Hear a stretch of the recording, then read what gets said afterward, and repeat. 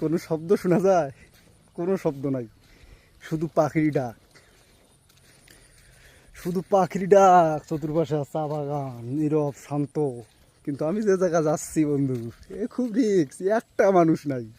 Call দেখলে ধুকুস ধুকুস ধুকুস ধুকুস করেছে। তো বিশ্বাস করবি না, একটা মানুষ নাই আশেপাশে। এই যে পাহাড় দেখা যাচ্ছে, লাল পাহাড়। এই পাহাড়ে যাওয়ার চিন্তা ভাবনায় আছি, কিন্তু যাবো কিনা সেই টেনশনে আছি। কারণ বাপু এত টাকা দামে মোবাইল নিয়ে এই পাহাড়ে একাই যাওয়া যাবে না, একটা মানুষ দেখি না পাহাড়ে।